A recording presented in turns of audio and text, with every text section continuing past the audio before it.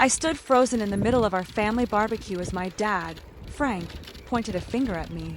His face was red with anger. "You need to give the house to Tommy," he demanded, his voice booming over the sound of sizzling burgers. My brother, Tommy, sat on a lawn chair, a smug grin on his face. I'm Melissa Jones, a 32-year-old nurse, and I had worked tirelessly for years, saving every penny to pay off my small home. Dad, a tough ex-military man, started calling me selfish and stingy in front of all our relatives. I refused his demand, and that was when the real fight started. The whole family turned to stare at us. Frank yelled, "You're selfish. You have no heart." He roared his threats, but I wouldn't back down. My cheeks burned with shame, but I stood my ground. He gave me 1 week to do the right thing or be disowned. My heart pounded as I left the party, but my mind was clear. I would protect my home, no matter what. That night, I sat alone in my quiet living room, trying to make sense of what had happened. The feeling of betrayal was heavy in my chest. Frank had always favored Tommy, who had a bad habit of wasting money and causing problems. I had bailed him out so many times I'd lost count. My house wasn't just a building. It was my safe place, my sanctuary. It was a symbol of all the long nursing shifts and hard work I'd put in over the years. I wasn't going to just give it away. The anger inside me began to turn into a plan. I was going to fight back. I looked at an old photo of my late mom on the shelf. A note on it read, "Fight for what's yours." My eyes stung with tears, but her words gave me a sudden jolt of strength. I wasn't the selfish daughter Frank had called me. My house was mine, and I had earned it. The next day, Tommy showed up at my front door, acting like he already owned the place. He let himself in and walked around with a confident smirk. "This will be a great party pad," he said, laughing as he looked at my furniture. He started to make fun of my nursing job, saying I was a pushover who would give in to my family. I stayed calm on the outside, though inside I was boiling. He mentioned something about a deal with the house and how it was all taken care of. "You'll see," he taunted before he left. As he walked away, I overheard him on his phone, talking about a quick sale to some buyer. My heart started to race. What was he planning? I kept that moment in my mind, knowing it was a clue. Tommy thought he had me beaten, but his careless words had given me something important to work with. I picked up the phone and called my friend Isabel, who was a lawyer, and asked her to start digging. I wasn't going to let Tommy turn my home into his playground. A few days later, Frank called a family meeting at his house. My sisters and brothers were all there, and most of them had sided with Frank. They all started calling me selfish for not giving my house to Tommy. I tried to argue back, telling them all the times Tommy had wasted money on bad decisions. But Frank cut me off, saying that Tommy had potential and that he deserved a chance. I felt completely alone, my voice drowned out by all of them. I stood firm and refused to change my mind. As I was leaving, my sister Ellen pulled me aside. She looked worried. "Dad's hardware store is failing," she whispered to me. My jaw dropped. This was the reason for all of it. Frank wasn't just doing this for Tommy. He was doing it for himself, to get money from me. I hugged Ellen, so grateful for the information. Back home, I thought about Frank always favoring Tommy. It hurt, but I wouldn't give up. Ellen's words were the key. I was going to find out everything Frank was hiding. I would fight for my home. I knew I needed to find out more. I met with my friend Beth, a nurse who had banking connections. I told her the whole story. She looked into my dad's finances and found that Frank's hardware store was in serious debt. He wanted to use my house as collateral for a loan. The betrayal was crushing. My own dad was trying to use me to fix his problems. But this discovery also gave me a path forward. I kept digging, and Beth found something even worse. A lien notice on my house, placed there by Frank without my knowledge or permission. My stomach twisted into knots. He had gone too far. I immediately called Isabel, my lawyer friend. She said the lien was sketchy but could be a legal nightmare to fight. "Get proof of his scam," she advised me. I felt a surge of purpose. Frank thought he could trick me and take my home, but I was on to him now. I started saving every single document I could find. Tommy and Frank had underestimated me, and I was going to protect my home at all costs. With Isabel's help, I hired her to represent me. She confirmed that the lien was fake and likely illegal, but it would take a lot of work to undo it. You need to gather all the evidence you can, she said. I felt ready to take on Frank and Tommy. A few days later, Tommy showed up at my house again. This time he brought a sketchy-looking realtor with him. You're going to be out of here soon, he smirked, acting like the sale was already final. I kept my composure, refusing to show my anger. This house is mine, I said firmly. The realtor looked uneasy, and he left quickly. I called Isabel and told her what happened. She then found something strange, a weird clause in Frank's will. It said my inheritance was tied to Tommy's financial problems. It was a dirty trick to control me and force me to help him forever. I was furious, but I also saw a legal way to fight back. Tommy's confidence was starting to slip, and that made me feel good. I began collecting texts, emails, and everything I could to prove their plan. They thought they had won, but I was building a case to stop them for good. Tommy came to my house again, still acting like the sale was going through. He bragged about how Dad's plan was going to take care of him for good. He didn't realize I had my phone secretly recording our conversation. I stayed calm and let him talk, not flinching when he mocked me. You're going to lose everything, he said, his words stinging. My calm demeanor seemed to rattle him, and he left, clearly annoyed. I saved the recording. It was solid proof of their plan. Isabel called me later, her voice excited. There's a strange clause in Frank's will, she said. She explained that it was a legal trap meant to force me to financially support Tommy. It was completely unfair, but she said we could legally challenge it. I felt even stronger, knowing I had evidence on my side. Then, my neighbor texted me a new warning. Frank was meeting with a shady developer about my house. My heart sank. What were they doing now? I wasn't going to let them sell my home. Tommy's taunts echoed in my head, but I pushed them away. I had a plan now, and I was going to keep fighting. Isabel explained the will clause in more detail. It was a trap to make me financially responsible for Tommy, even after Frank was gone. It was his way of controlling me, even after years of showing favoritism toward Tommy. I felt trapped, but Isabel assured me there was a legal way out. We could fight both the will and the illegal lien at the same time. The next day, my neighbor warned me that Frank was meeting with a developer to sell my house and turn the land into a strip mall. I knew I had to crash the meeting. I put on a hat and a pair of sunglasses and snuck into the meeting place. Frank and Tommy were there, planning to split the money. My blood boiled. They were going to destroy my home, my safe place, for profit. I stayed quiet, writing everything down. This wasn't just about money, it was about my independence. I left the meeting, determined to stop them. I had to act fast before they could sell my house out from under me. At the developers' meeting, I heard them talk about bulldozing my house to build a strip mall. Frank and Tommy were going to get a huge payout. I was so angry, but I stayed quiet and slipped out of the room. As I was leaving, the developer spotted me and offered me a bribe to keep my mouth shut. "Take the cash," he said, holding out a thick envelope. I shook my head and walked away. My home was worth so much more than any amount of money. Back in my own home, I told Isabel everything. She said that my recordings and notes were a very strong foundation for our case. I gathered even more evidence: texts, bank records, and all of Tommy's bragging phone calls. My anger turned into a sharp focus. I wasn't just trying to save my house. I was fighting for my own life. Tommy thought he could scare me, but I was ready. Isabel warned me that the developer might try to come after me again, but I wasn't worried. My plan was coming together, and I was going to win. I made sure to say no to the developer's bribe, and I focused on gathering more evidence. I saved a recording of Tommy's boasts, all the bank records I had found, and every text message. Isabel guided me through the process, saying we had a very strong case. I felt more confident, turning my fear into a plan. Then Tommy left me a voicemail, threatening to ruin my reputation if I fought back. His voice was nasty and full of hate, but I didn't panic. I saved it right away and sent it to Isabel. My house began to feel like a fortress, and I was ready to defend it.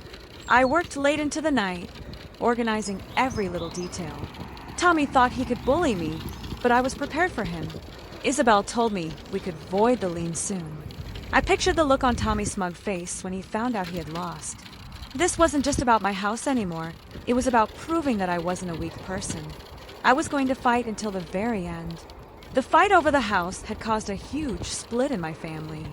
Some of my siblings were siding with Frank, but Ellen had stood by me this whole time. She shared stories about how Frank had always favored Tommy, making me feel less alone. "He's always been so unfair," she said, hugging me. I was so grateful for her support. We stayed up late talking and sharing our frustrations. Then Ellen dropped a huge piece of information on me. "I have a voicemail from Dad," she said. "He admits the whole thing about the house was a scheme to save a store." My jaw dropped. "This is huge," I said, saving the file right away. Ellen smiled at me. "We're going to get him," she said. Her support and the new evidence made me feel so strong. Tommy and Frank thought they had the entire family on their side, but Ellen's evidence had completely changed everything. I felt ready to take them on, no matter what came next. I met Frank at a diner. He started by trying to make me feel guilty, saying that the family's honor was on the line. "Tommy needs this house," he pleaded, but I just listened. I stayed calm and showed him the voicemail and all the other records. His tough act immediately crumbled, and his face fell. "You just don't get it," he mumbled, but I didn't budge. "This is my house, and I'm keeping it," I said. Just then, Tommy burst into the diner, yelling that he had already signed a deal with the developer. My heart sank. What had he done? I kept my cool, knowing that I still had all my proof. Frank looked defeated, but Tommy's new move worried me. I left the diner immediately and called Isabel, who told me we could still fight it. Frank's pleas didn't change my mind. I was leaving, determined to stop Tommy's deal. They thought they could scare me into giving up, but I was stronger now. Isabel looked into Tommy's deal and found that it was completely void without my signature. I smiled to myself. His plan was shaky at best. I stalled the sale by sending the developer a formal letter with Isabel's help, explaining the legal situation. Tommy sent me a text, furious, but I just ignored him. My patience and calmness were my greatest strengths now. Beth's offer to run a community clinic was a game changer for me. I would get to lead it, using all my nursing skills to help people in the community. It felt like true freedom. I wouldn't have to follow Frank's rules anymore. I was so excited, already planning what I would do first. The clinic gave me a new purpose in life, and I wasn't going to let Tommy ruin it. Frank was quiet, but I knew he was probably still plotting something. I had to stay ready for their next move. Frank sent me a letter, begging me to drop the lawsuit. "Please, for our family," he wrote. I looked at the letter and then tore it into tiny pieces. Isabel said our legal case was completely solid. Tommy's face at the event was something I'll never forget. He looked panicked and small. The community cheered for me, calling me brave for standing up for myself. I wasn't just saving my house anymore. I was standing up for my own life. But Frank's letter still worried me. What was he planning? I kept my evidence close to me, ready for the court date. I ignored Frank's desperate plea and officially filed the lawsuit with Isabel. The court immediately issued an order to stop the lien on my house. I felt free, no longer the family's punching bag. Tommy and Frank were furious, but I honestly didn't care. The developer backed out of the deal completely, leaving them with nothing. Isabel hugged me and said, "You did it, Melissa." I grinned, but I stayed cautious. Tommy's past threats and Frank's schemes had taught me to always watch my back. Ellen called me, so proud of me, and we laughed about Tommy's failed plan. My house was safe, and the clinic was starting up soon. I felt like myself again, not just Frank's daughter or Tommy's bank. But I knew they might try something else. I was ready for it, though. My evidence was strong, and my heart was even stronger. Tommy did the one thing I knew he would. He turned on Frank. He started blaming him for the failed deal, saying Frank had been too slow. Frank's hardware store debts hit the local news, and his reputation was completely shot. I stayed focused on my own life, preparing for the court date with Isabel. Then, Ellen found a forged document in Frank's old files. It was solid proof that he had faked the lien on my house. My jaw dropped open. This was a slam dunk for our case. Isabel said we had a definite winning case now. I felt so happy that I was right, but exposing Frank like this still hurt. He was my dad, but he had betrayed me in the worst way. I pushed the pain away and focused on the clinic in my house. Tommy's lies were falling apart, and Frank's power over me was gone. Ellen said to me, "You're free now." I nodded, but the court date was still coming up. I had to stay sharp for whatever they might try next. The forged document sealed Frank's fate. Isabel said we would win the case easily. I felt relieved, but also torn. Frank was my family, but he had lied and tried to steal from me. Then he showed up at my house. He looked defeated and his eyes were red. He started begging for my forgiveness. I was so desperate, he said. I listened to his words, but I stayed firm. You need to take responsibility for what you did, I told him. He left my house, looking completely broken. I felt a sense of closure, and I was ready for court now. Ellen called, telling me that the whole town was talking about Frank's downfall. I focused on the clinic, excited for my future. But then, an unexpected witness came forward, someone who had seen Frank's scheme with his own eyes. My heart raced. This could end the fight for good. Frank's pleas echoed in my head, but I didn't change my mind. My house was mine, and I was going to fight to keep it. Frank's confession to me had an effect, but I didn't soften my resolve. The witness turned out to be a store clerk who told Isabel that he had seen Frank forge the lien document. It was huge for our case. I prepared for court, feeling nervous but ready. Ellen and Beth cheered me on, telling me, "You are unstoppable." I smiled, feeling all their support. Frank's power over me was completely gone.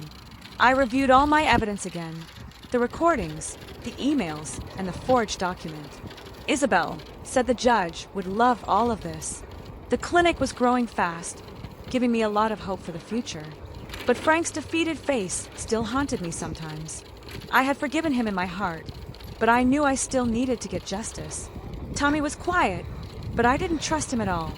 The court date was coming up soon, and I was ready to end this fight for good. In the courtroom, the developer who had met with Frank testified against him, revealing the whole scheme. I presented all my evidence, the recordings, the emails, and the forged lien. Isabel was a great lawyer, and she tore Frank's story apart.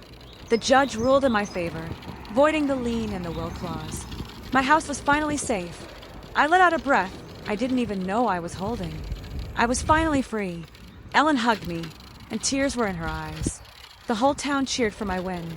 Tommy tried to say one last lie, saying I had faked everything, but no one listened to him. Frank sat silently, completely defeated. I felt strong, not vengeful. The clinic was my future now, but Tommy's glare still worried me a little. I saved every single document, knowing I might need them again one day. This victory was mine, and I had earned every bit of it. Tommy started spreading lies about my honesty, saying I had tricked everyone. But my neighbors and my co-workers fought back, sharing stories about my kindness and my hard work. At a community event, I stayed calm and showed my evidence again. Tommy's lies fell flat, and people clapped for me. I felt proud and supported by everyone. Frank sent a desperate offer. He offered me his last assets to avoid all the shame. I said no, choosing justice instead. The town started to see me as a hero, not a villain. Ellen said, "You changed everything, Melissa."